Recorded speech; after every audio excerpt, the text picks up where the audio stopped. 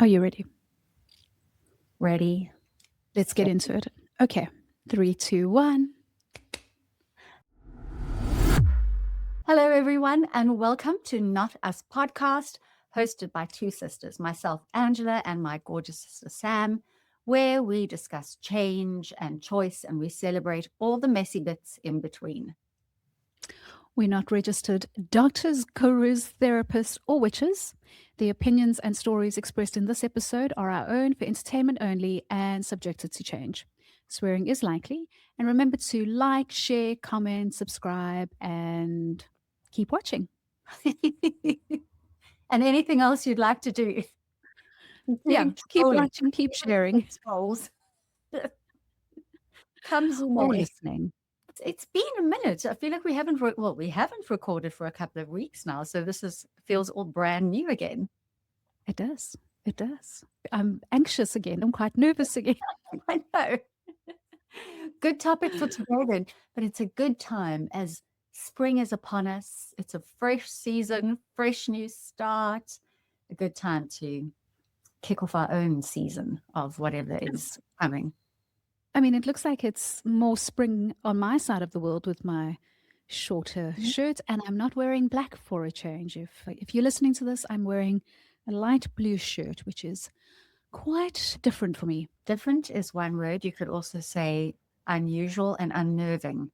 So it's a really good topic considering today we've opted to speak about anxiety in all its various forms. And for those of you who are listening, Sam and I like to tackle the real topics that we have stories to tell about that relate to our lives. So as we've just said, it's not that we are subject matter experts, but we have certainly lived the things that we are sharing. And both of us in the last little while have gone through a fair amount of anxiety.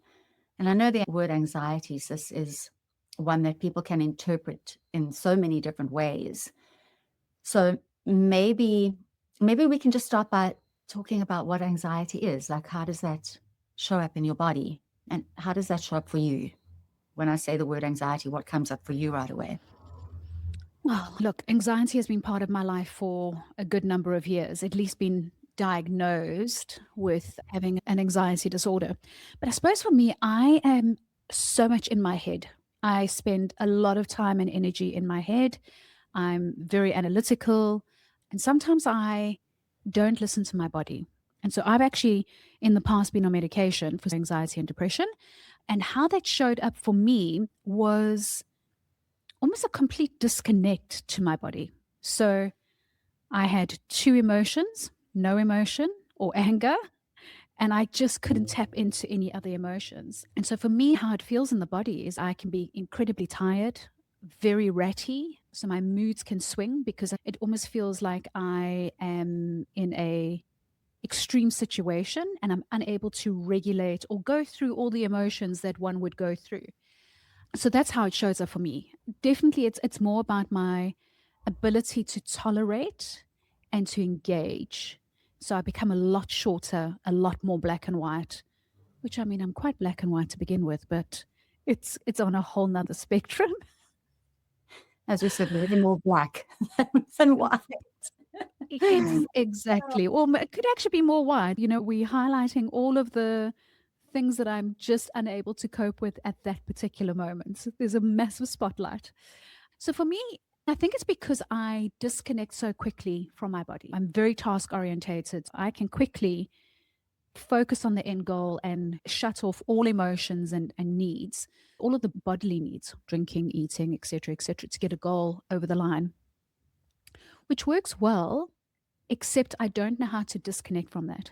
And that is definitely what's contributed to anxiety for me. How it's showing up now is a little bit more emotional. And I think that's because I've had time to sit in my emotions a little bit. And so, not that that's comfortable for me at all. Yeah. So, just under the surface is this wanting to cry, but not for any particular reason. And that's such a foreign concept for me. I'm not known for my tears. No. I'm known for exploding and then disappearing. But This time around, my emotions are a lot more to the surface and trying to cope and thinking that I'm coping, but I can feel that disconnect coming in again, where I actually just don't feel, I can't feel myself. So that's how it shows up for me. How about you? Just before I go into, for me, it's kind of interesting because I've not been on antidepressants, those kinds of anxiety meds, but do they end up just taking the anxiety away, or is it the feeling away? You know what I mean? Is it like, does it fix the whole problem, or do you still sense any anxiety, or do you just have no emotion at all? No, it was the complete opposite for me. So when I was on medication, I was able to go through the full spectrum of emotions. Off the medication, I had almost no emotions. I was numb. So emotionally, I was numb. I remember walking with my partner at the time, just before I started the medication, and saying, I know that I love you, but I feel nothing. As in, there was no emotion, but upset me, and I was quick to get to anger. So for me, when I went on on antidepressants, it actually made my life a little bit more colorful. I could tap into all of the emotions, and there's different medications, so it can be very different for different people. But for me, it allowed me to tap into all of the emotions and have the ability to tap into the right emotions at the right time. Thank you for sharing that, because I think that's a bit of a mythbuster, actually. I think there is a perception that people are just, and maybe it's true for many, many years ago before medicine had developed as much, but it was just more you felt nothing because you didn't want to feel extreme emotion. Sorry, sis, just to say something, different anti anxiety and depression medication affect different chemicals. So the one that I was on was a serotonin inhibitor. The assumption was that my body was absorbing serotonin too quickly, and that's your happy hormone. And so this allowed, it's almost kind of like cap the serotonin being absorbed into my body too quickly. Then did switch over to another antidepressant, which was worked more on dopamine, and that was not a good experience for me at all. Yeah. So, in terms of talking about medication, it's really important that you're working with a doctor. For me, it was a serotonin blocker, and that worked well for me because it allowed me to feel more emotions than I was. So, I just want to say that as well. It's important to notice that. Yeah, that is really important. It's not one size fits all. And also, just to say that we're not coming in suggesting that you go a certain way or pushing meds or not meds. Sam and I come from different camps in this area, or did Yeah, in the past anyway. But it's the same kind of conversation when we talk about whether to take HRT treatment, which can help or not. You know, it's everything is your individual choice. So we're just offering suggestions of things that could help in some conversation around them if you haven't had them with other people. And that's part of what we were speaking about. Sam and I were speaking about when we came to anxiety today. And I will answer your question in a second. But it was around how we often don't have these conversations. You were saying this morning about where we lived in communities where we would have the wise woman or the wise one in the village, and you could go and talk to them and share vulnerability safely. And a lot of people don't have that these days. So that's what we're just trying to do, is to have the conversations that maybe open yeah. some space for people to think about what they're experiencing. So to answer your question, for me, anxiety, I think I've always had a low level of anxiety. And I think some of that is to do with my birthing experience and being taken away from my mother, whose womb I'd been in all the time, going to new adopted parents, even though they were wonderful, amazing, and it wasn't like that was a stressful life, but just the biology of separation and going into a place that's unfamiliar, it registers in the body. So there's often been a low level of anxiety, and I just become, I think I retreat because it's like being in fight and flight. I read a thing yesterday that likened it to an alarm system in your house, where normally your body having this alarm system, inbuilt Mm. alarm system. So if something happens that's traumatic, then your anxiety flares up, the alarms go off. But for a lot of us, those alarms are just going off at the fear of threat being around, even if it's not actual threat. So it's almost like a false alarm, but your body's telling you that something's going on.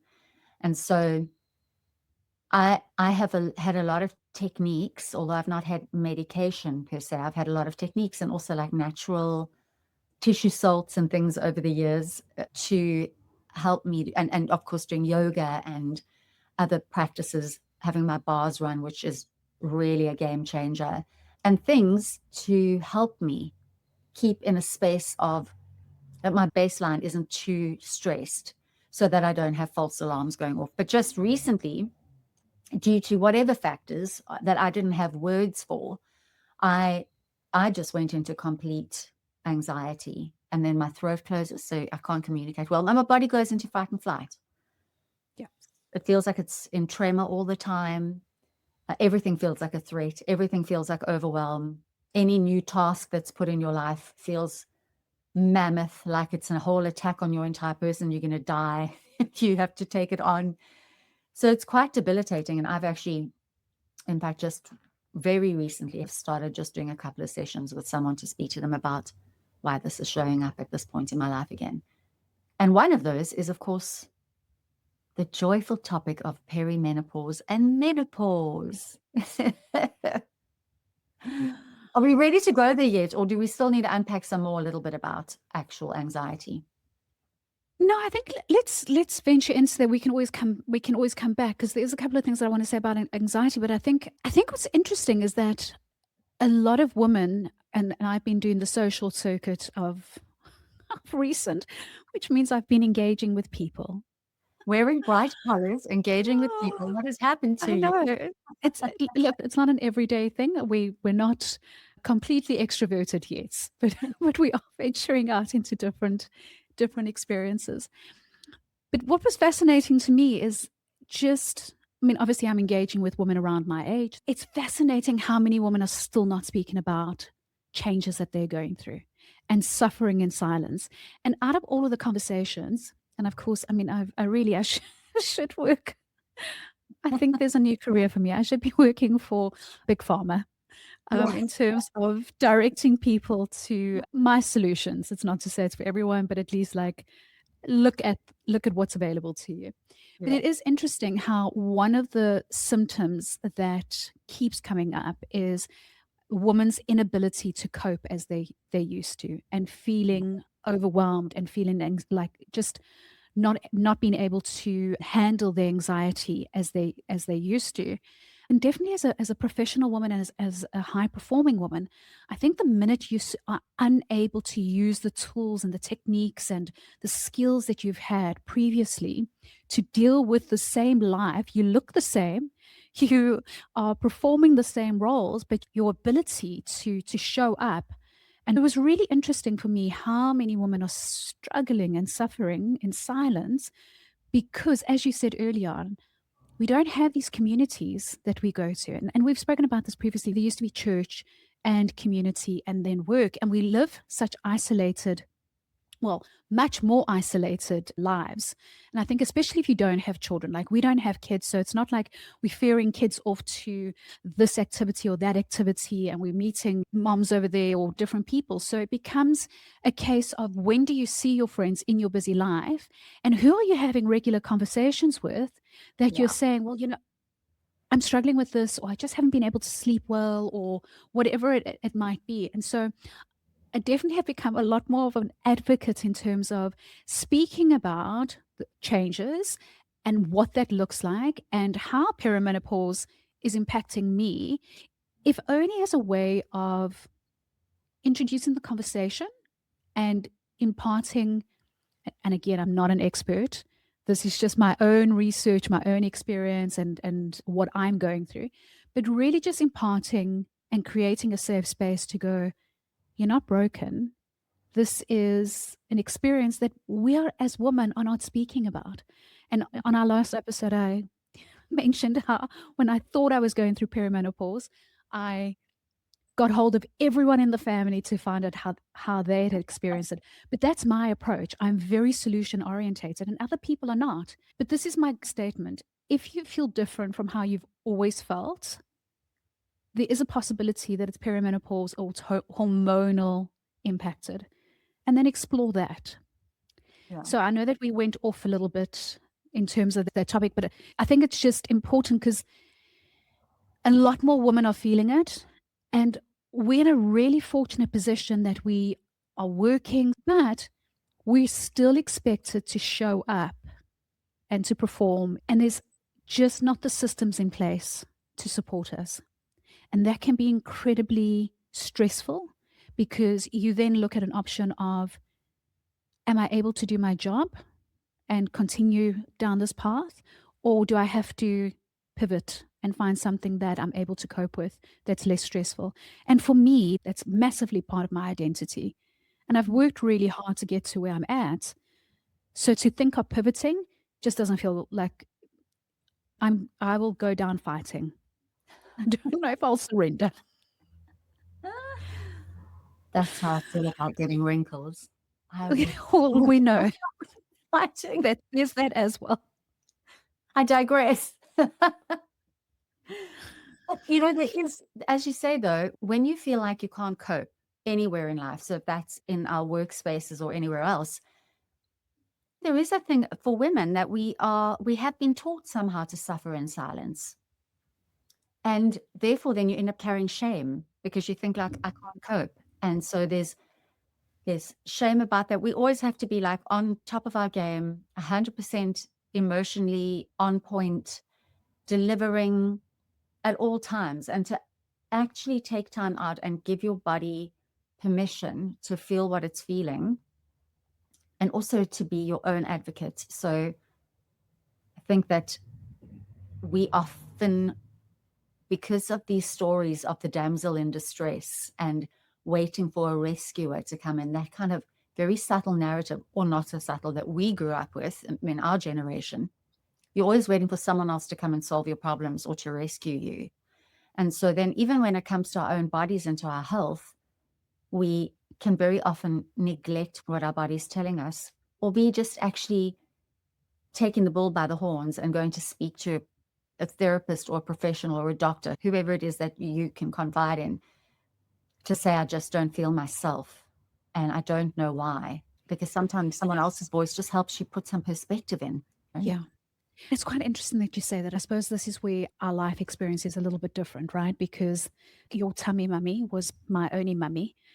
And considering like her life and the choices that she made. So Jade and myself grew up together, so my brother and myself, and we're 18 months apart. And I grew up same conditions as him. And so there was no one coming to save me.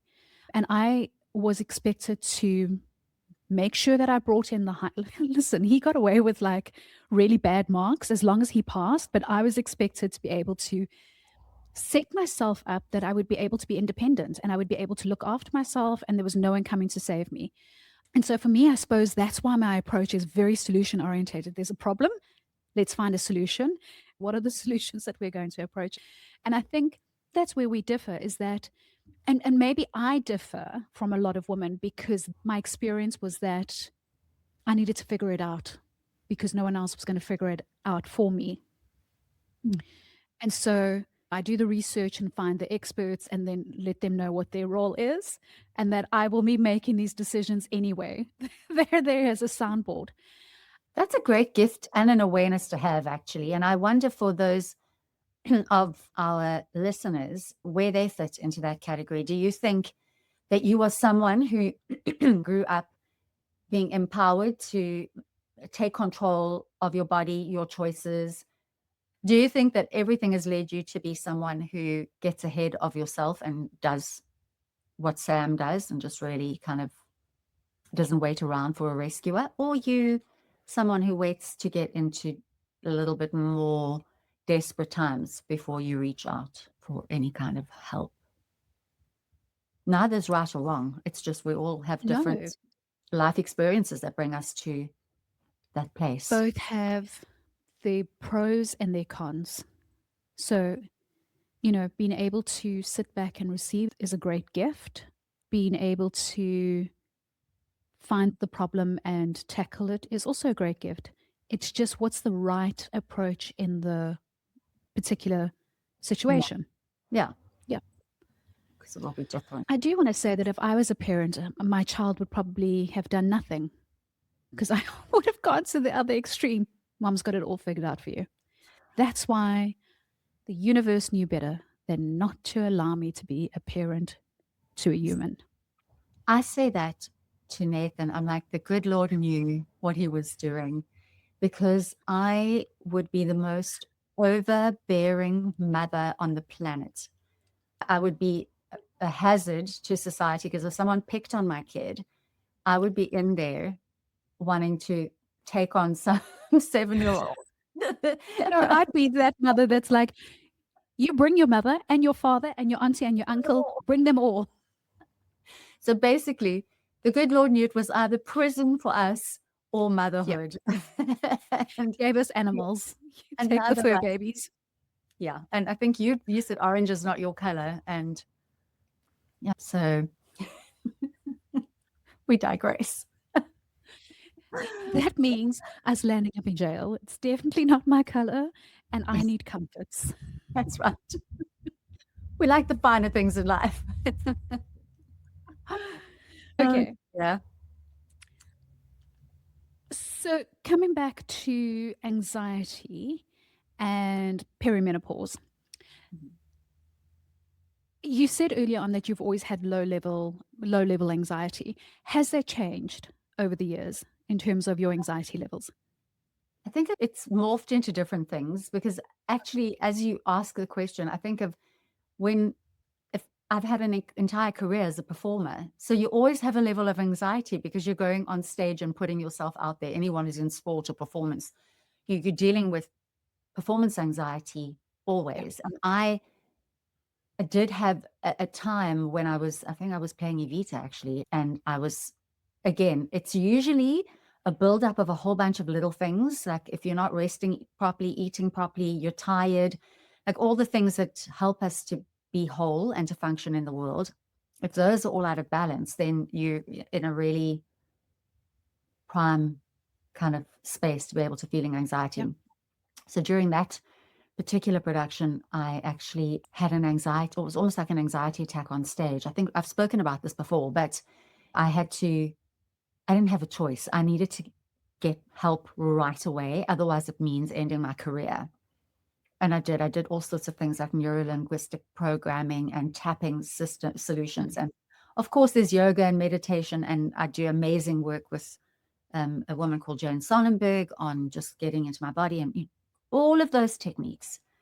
But sometimes you just don't feel like yourself. So I've had big waves of it. I think the one that I was surprised about is that even as I came out of performing world into corporate world, I didn't know the stresses in that space. So it was a different kind of stress that I didn't have a muscle I wasn't fit for. Mm. And so then Mm. dealing with that. But as you move into menopause time, and I had surgically induced menopause, or at least from having chemo and radiation, it kind of kicked in overnight. So there wasn't a build-up. And only retrospectively now do I look back and go, the weird thing with anxiety, but also just with menopause and perimenopause, is you just don't feel like yourself. And so you don't know what it is. You just don't feel like you.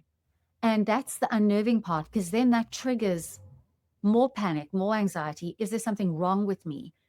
Is there something wrong with my body? Why is it changing? That must mean something's wrong and it's a failure on my part. So and then you just go in. It's that loop, that cycle of Yeah. guilt, fear, shame, lightness. You just keep going Yeah. around in these weird circles. But I think you had a description of how that's the anxiety loop on a hormonal level. You shared it with me a little bit earlier. Maybe Yeah. hearing. So, anxiety is normally linked to a specific concern or stressor, and it builds gradually and can last a while. I think what happens from a perimenopause perspective is because our estrogen is declining, and estrogen actually impacts serotonin, which is our mood regulator. And then progesterone, which is also declining, affects our calm and our ability to sleep. And then cortisol becomes more sensitive. Mhm. So your nervous system becomes louder. your buffer gets smaller and things hit you harder and linger longer, is what happens. And we call what we're experiencing that fight or flight, something's off, something in the environment is not right. We call that anxiety now. Mm, It's not a bad thing. It's sometimes it's the thing that gets you out of danger or prevents you from being in situations. And as cave people, and we've got such modern lives now, but really our brain and how our body actually functions is still how it's always needed to function. And yeah. so our body doesn't know that the drop in estrogen and progesterone is not as a result of a lion chasing us. And this is, at least this is how I see it. So we don't know that there's not a lion chasing us, but because there's a change in our hormones, it feels like there's a lion chasing us. And I wonder if as we get further on in menopause, whether that subsides, whether our body just becomes more accustomed to it. But I just wonder if we get used to it, or is this now our norm? So that's a good question, because I actually did some research on this recently as I was feeling this more anxiety, because I keep thinking I started HRT when I went into menopause. I think that's 12 years ago now. For all intents and purposes, I should be a normal menopause cycle. I should be kind of out the other side of it.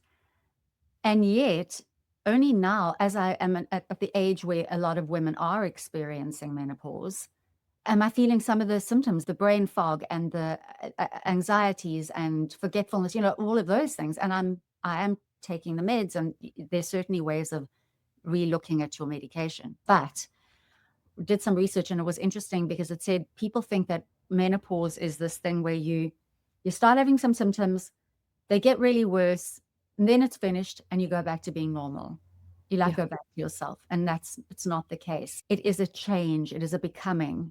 And yeah, so you learn what your body requires as you go along.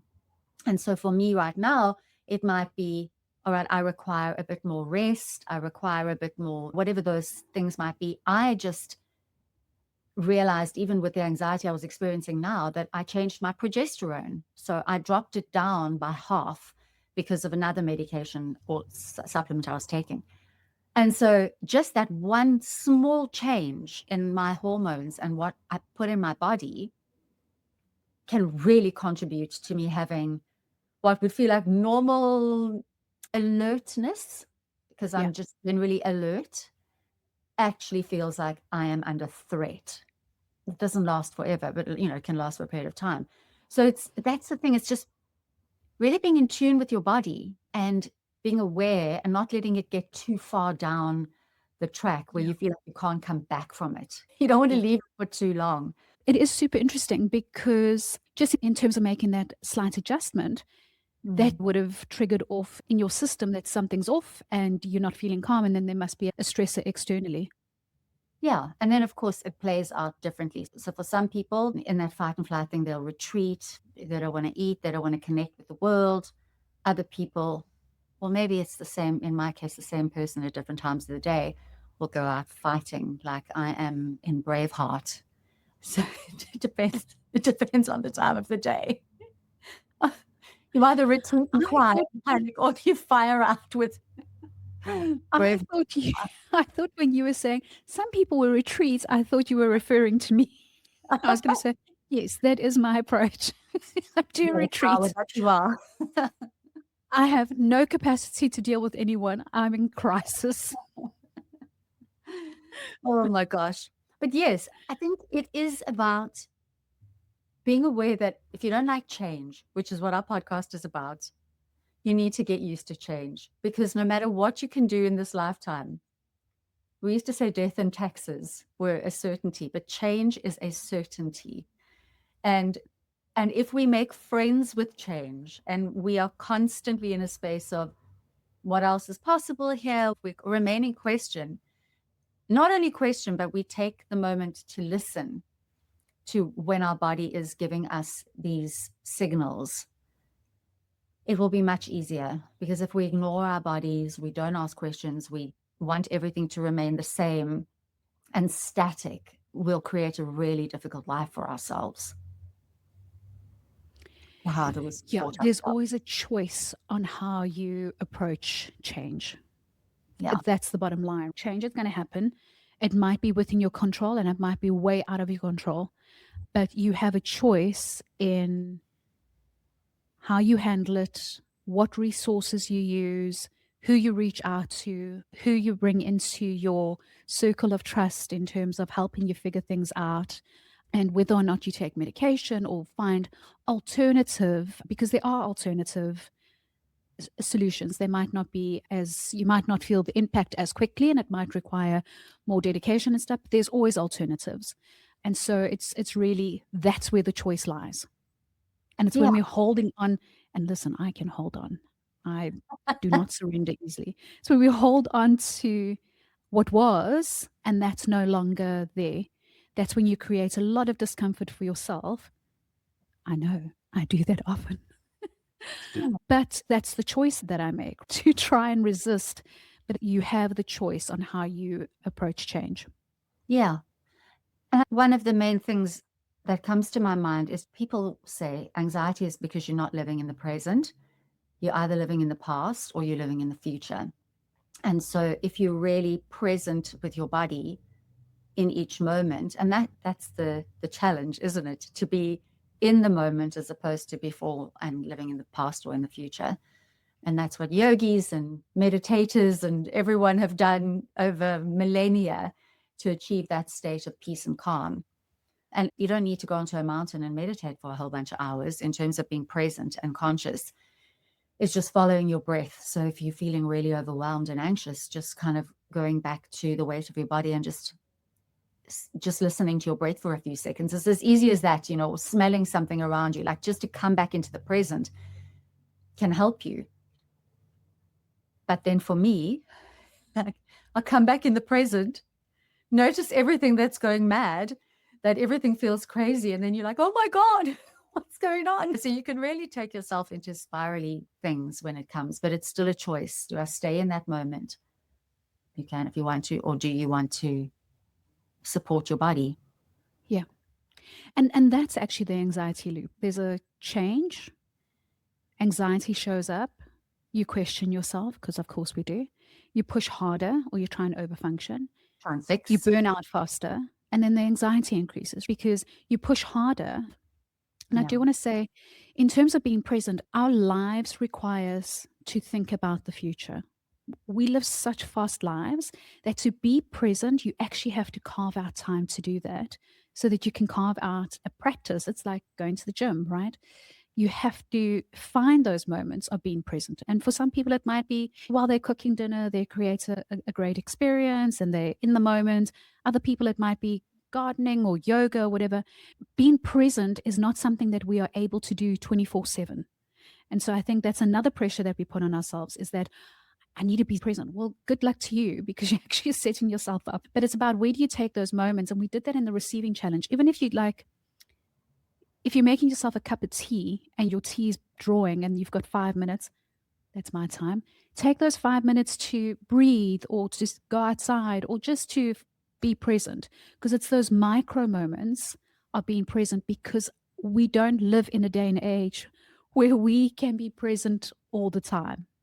And I don't Yeah. think we've ever been able to. And we are so required to be thinking ahead, strategizing, planning for the future, etc. Nothing in our lives encourages us to be the here and now. And of course, there's always those moments where we are present, right? When we are around people that we love, we having a celebration. I mean, those are always my most favorite things, like Christmas celebrations or parties where everyone is together. That's being present. If you can be present in that, or if you're doing a dinner with a friend and switching your phone off and really being in those moments. But those are things that we have to carve out of our lives. They're not Yeah. things, our lives are not set up for that to be an everyday experience or an always on experience. Yeah. It makes me think of the 24-hour clock that you had been working on and how so many hours are carved out for sleep, so many for when you're at work, so much for, each. I'm yet to do my clock. I think I've been avoiding it because I just know that it's going to require me to make some changes. She's anxious to look at how full her life is. I have enough anxiety at the moment. I don't need to analyze my life. No, I mean, that's sounded very dramatic. But it's a really good way to kind of see where you need to create space. And in my conversation with the person who helps me in these moments this week, she was also saying anxiety comes before change. It's a good precursor to change. Either you're anticipating it or your body's telling you something needs to change. And so it's a real gift as well. As you were saying, it's that heightened state protects us in the world, but it's when it starts overprotecting us, like you and I would be as overprotective mothers. So when it's overprotecting us, that it's not necessary, and everything then becomes a little out of balance. So, sis, what are some things you actively do, practical things you do to help yourself if you're getting into anxiety? Because I know you opted to come off of your medication very wisely and slowly. So I don't know, maybe Yeah. if you want to talk about that and then just some other practical things you do now. Yeah. I mean, it was a serious decision for me to go into the medication because, of course, in my style, I had a survey. I discussed it with a number of people, and there was a lot of negative feedback like, no, no, no, don't go on it. You'll never be able to come off it, etc. And then I had switched my medication, and that had had a really bad effect on me. It wasn't good for me at all. But my approach is always to work with professionals. And for all that I am not in touch with my body, I'm very much aware of what works for my mind and what doesn't work for my mind. So I can switch off the body needs. That's why I'm prone to burnout. But I'm very much aware of how I function and how I show up. And so I think it's always important to make sure that you have a support structure. The second thing for me is in terms of coming off the medication, I needed to identify what were my triggers or what were signs for me that my mental health wasn't where it needed to be. And so for me, if I all of a sudden need a lot of sleep, then I know, okay, something's amiss. I need to monitor it, like what's going on. I try and curb my amounts of sugar because that takes me on a high and then a drop. I journal. Mhm. Journaling is important for me, but I also think it's really important to have conversations. Now, sometimes that's difficult because you might be trying to process and figure out like what is actually going on. And also sometimes you don't want to feel like a burden to other people. But we were discussing this earlier on, like in years gone by, we would have been so close in terms of our communities. So whether that was family and friends that you'd had for many years, that those conversations would be a lot easier. Now, Mhm. sometimes it's really important to actually find a professional to help you with that so that you've got a safe space where you can unpack what it is that you're feeling. For me, journaling is pretty good with that. But when those things don't work, then it really is important to have a conversation with a sister or a professional or whoever it is that you can kind of just unpack a little bit, because the worst thing to do is to stay in your mind, because the mind can be quite critical of the self. Yeah. I think that's a good point as you talk about this community. And I really do think that a lot of cultures where families stay close by, they build these communities, is actually really can be really healthy in a lot of ways. Because if you think, even if you were taking time out and you were in a community situation, like your community could still see you there, you're in your house, you're okay, you're just taking time out. Yeah. Now, if we switch our phones off and we're in, like for us, we're in different countries, I can't actually see what's going on in your world. I can only get a message. I can use my intuition and my gut and whatever connection we have. But, if I've got stuff going on in my world, that means it's probably tainted, how I'm perceiving what's happening in your world. And if you don't have a community like that around you, it really is worth seeking out a professional or someone that you can speak to. And I think the assumption is also, like, for me, I'm very fortunate. I have a partner who I can speak to about anything and who really is able to hold space for that. I have you, I have some other, really close friends, but sometimes I need to just take it to Jane. I just need to go there because I don't have to explain anything else or make anyone else feel safe, or it's not about you or any of that. This is just what's going on here. So it's worth considering if you don't have that outlet in your life. And we're high functioning. We've done a lot. Like we've done, and maybe this is not a good thing always, we've done a lot of work on ourselves. So we've done a number of different avenues, whether that's yoga or Louise Alhay or whatever it is. So I mean, Yeah. like I've been working on myself since I was 32. It's like, how much more work can I do? Angela got told this week, I'm not speaking about healing. I'm not broken. I'm not using any of these words any longer. I've got to find different language. So that's true to my, like, I am not the kind of person that's going to go too deep into anything. Angela, on the other hand, changes her names, like Oh, she's like 100% in. I'm not that kind of person. And so I have a number of different things that work for me, but we all hit a wall at some time where it's like you actually just cannot do this on your own. And so finding a professional is really important and someone that you can build a relationship with over times. The one thing that I just want to maybe like land a little bit is anxiety often happens in the head.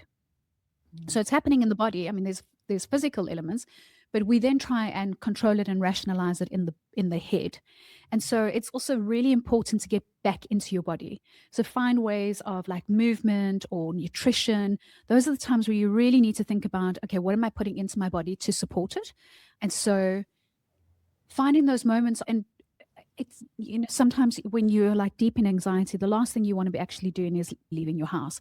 But then it's really important to go and find things that allow you to connect into your body. Go for a dance class or go quad biking or, go and play a game of tennis or padel or whatever it is.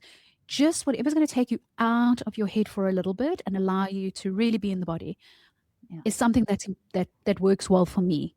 You could be drawing, or it could be crocheting, or cooking a meal, or whatever it is. Mm. Something that allows movement, because I think our emotions can get stuck in the body, and we need to find ways of moving it. And the only way you're able to do that is through movement. Yeah. At least that's my viewpoint. Yeah, I think absolutely. To add to that, for me, it is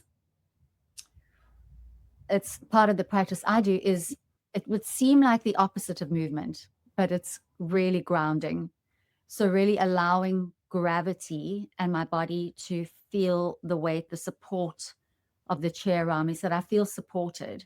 And for some people, that might mean that they need to go and lie down somewhere. You might want to take your shoes off and go and walk on the grass and feel the support of the earth, like whatever makes you feel held. And then from that space of feeling held, I seem to have a little bit more expansion to then start moving. And you're Yeah. absolutely right. Like you don't even need to go to a dance class. You could put your TV on and pop on YouTube and dance with an instructor. For me, it's getting into nature. So when I hug a tree, I really hug that tree. I'm clinging to the thing for dear life, saying sometimes, sometimes I'm just, you're so beautiful. Other times I'm like, oh, God, help me. Sometimes it's just getting into water. So I know friends who just like to get into the ocean and swim a little. For other people, it's straight up going to a Bikram yoga class and sitting in meditation for 45 minutes. The whole point Or a is boxing class. boxing. Oh, God, I love boxing. It's just smashing things. Go to a smash center. Go and like break stuff. I mean, if you have the ability to create that in your own space, great. But if you are living in Europe, you probably don't. And so go to a smash center, like beat the crap out of a computer. Like, who cares? Yeah. I remember years ago, I was filming a series on SABC, and I was playing this married woman, and had a fight with my husband in the kitchen. And at the time, I was in a space in my life where I wasn't used to expressing my emotions. I needed to be a good girl and be really contained in how I showed up in the world. And I was on set, and the director wanted me to take the plates and smash them on the floor as I was screaming at my husband. And I threw it like a wimp. I threw the plate and it literally bounced. It didn't even break. And they had to come onto the set and say to me, don't you know how to smash stuff? And I was like, actually, I don't, because I'm so used to being well behaved and fixing things that to be disruptive and get into my body and just like express that wasn't Yeah. something I was versed in doing. So sometimes, and then as you say, it becomes like stuck. Your body energy is kind of gets stuck and contained. And then you can just imagine like something that's trying to boil over. If you're keeping yourself still and stuck and you're having anxiety, at some point it's going to explode somewhere. Um, so yeah, smash stuff if you have to. That has never been my problem, Ange, is breaking stuff. I have calmed down with age, but Cutting things let me out. tell you, as a younger woman, especially with PMS, oh my goodness, 3 days before the flow, there was many things that got broken. I would not have had a problem. No one would have to have come to me to say, "Do you not know how to throw a plate?" No, we would have gone the full hog. The plates would have been thrown, the cupboards would have been ripped off. It's Things that have like, been collected from the street outside on the windows. Oh, and but the I'm wrong much calmer partners. now, much calmer. Calm and And wise. sis, I think maybe like before we wrap up, I think what is important is that to understand that when you have felt a shift, just recognize it. Don't judge yourself, recognize it. Even if there's no reason as to why something happens. And I want to touch on panic attacks because anxiety panic attacks, sometimes we use them interchangeably, but they are a little bit different. So when when you have felt the shift, just recognize it without judgment. Identify what's actually happening. And I think a good technique is to identify it in the third person because then you're not tying into a story. You're just observing it. Identify how it's feeling in your body or how it's showing up, and then how it's impacting you. Mm, Anxiety is often related to fears in the future. mm. So I remember in 2019 waking up on the 2nd of Jan in complete panic that I was closer to 60 than I was to 30 and that my life would end at 60. Wow. And it stayed with me for 3 years until I started seeing a life coach and we actually had to unpack it. And she was 60 and she was going, listen, I'm 60. My life hasn't ended. But for me, it was not a logical thought and there was no reason for it. But often that's what anxiety is. It's related to a fear or something that you feel that you cannot control in the future. Yeah. It, I'm glad that you brought that comparison between panic attacks and anxiety because we can be at the risk of not taking anxiety seriously because we are able to function depending on the level of what it is. And I've had debilitating panic attacks in the past that it feels yeah, like you're going to die. You're literally yeah, dying in your body and you don't know how to get out of it. And those are horrific things to experience. yeah, And for anyone who's going through those right now, I really my empathy is there. But there are yeah. absolutely tools and things that you can use to help your body because that's kind of once your chemical imbalance is quite imbalanced already once that kicks in. And they can be for a phase. They don't have to be forever. Yeah. Yeah. So the challenge with anxiety is that if left untreated, it can lead to depression. Like you're saying, you can show up, you can function. Yes, you might not be feeling great inside. It might feel like you are just going through the motions and stuff, but you know that you still need to be able to get through the days. But left untreated, it can lead to depression because it has a chemical imbalance. A Yeah. panic attack, and I've had 2 panic attacks, can be sudden. It often comes without a clear trigger and usually is more intense, but it's shorter in duration.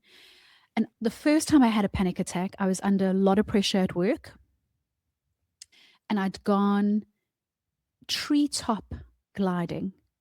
Hmm. I was with my brother and his family and my 9-year-old nephew. And so we're going up the trees and there's a guide with us.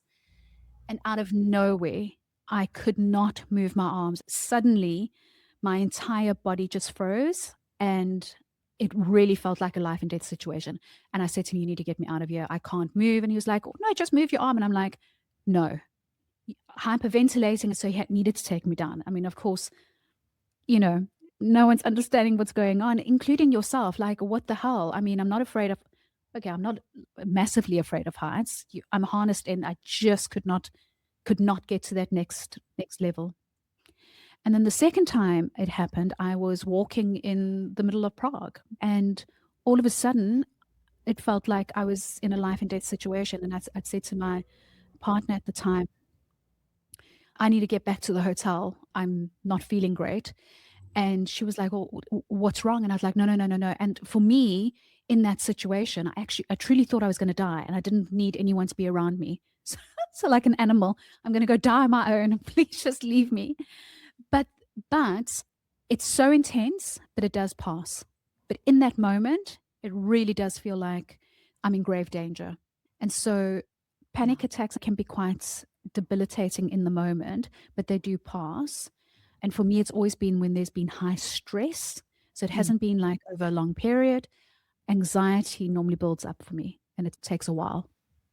Yeah, I think also, as you're saying, anxiety can just take on different phases. I used to absolutely love flying. When we grew up as kids, my mom used to take us to the airport, my brother and I, get us an ice cream because it's near the beach in Port Elizabeth or Quebec.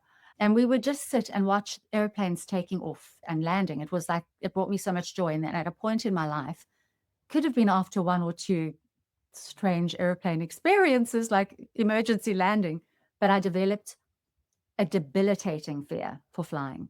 And so the minute it was a part of that was control, actually. So I thought, I just had this fear. And we think that anxiety and fear can just be something we can take lightly. But actually, when it gets more extreme, if we don't address it, it becomes debilitating. I loved COVID so much because I knew I didn't have to fly for business during that time. It was like this massive relief.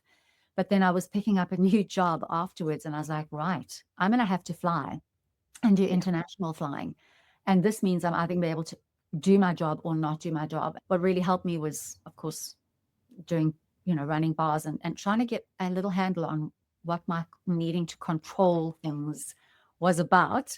And so I was really able to break that pattern. But I'm saying this by way of don't wait. If you're listening to this and you're feeling anxiety or panic attacks, or it feels like it's just changes from menopause or whatever is going on, we're talking about anxiety. But if it's another symptom you're having or something that's changed on your body, go and check it out. Just ask some questions. We've had friends recently one particular friend who noticed a change, just a small mole on her body. And in fact, she'd noticed it, but didn't do anything. And someone else then saw it and was aware of it. And so she addressed it. And it was really good that she got attention for it. Yeah. There's so many of these stories around. So sometimes when it's physical things, we'll get onto it. But when it's things happening inside of ourselves as women, we think we just need to suck it up. And so I really, by way of encouragement, would just say, be more like Sam and take control quicker than I do, and just try and get some help or just ask some questions. Yeah. I think we are all going through, in terms of perimenopause, in terms of life, like Angela said, change is the constant. It's the choices that we make in terms of how we are going to show up for ourselves, show up for those that we love, but first show up for ourselves. And when we're unable to do or handle the things that we could, when you feel that there's a loss of confidence in yourself, like I'm not able to handle what I could, like what's going on, when you're feeling unreliable in your body, high performers suddenly doubting their ability or you doubting your ability, and the gap between how you see yourself and how you feel, that's normally an indication that something's amiss. And advocate for yourself in those moments. That's when you need to step up and look to see how you can support yourself better, because it's really important that you're taking care of yourself. Things have changed and things will continue to change. As Angela said, we're never going back to who we were, but it does not mean that who we are becoming is less valuable and less worthy than who we were. When things are different for you and you're not how you used to be, please advocate for yourself and, build the communities that you need. And that's, even if that means dropping us a message and or listening to these podcasts. That's why we do this. It's about discussing the things that we're going through, because we don't think that we are that unique in our experiences, and understanding that for a lot of people they're not having these conversations. I was saying to Angela earlier on, I just don't understand why we're not having these conversations. And I'm give me a moment to speak about perimenopause and my experience, and I'm there like a bear. I want to share because I just think that we're not having those conversations. We don't have the communities that we once had, that we may have spoken about this. And there's no need to suffer in silence, she says. I've got great advice. I'm terrible at taking my own advice. But that's what I would want you to get out of this conversation today is be kind to yourself. Show up with compassion. And if something feels different than what it used to, figure out what the tools are for you to get back to not feeling like you used to, but getting back to feeling great about the new you. Because you're not broken. You ain't broken, honey. Ain't broken. It's been a couple of Positive. weeks since we did our tequila, so let's quickly do it. To change. And to anxiety being the precursor to change. Cheers. Ooh.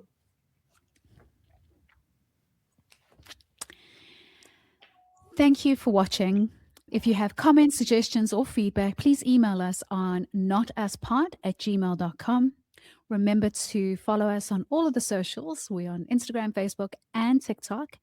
And you can watch us on YouTube and listen to us on Spotify and Apple Podcasts. Until next week. Bye for now.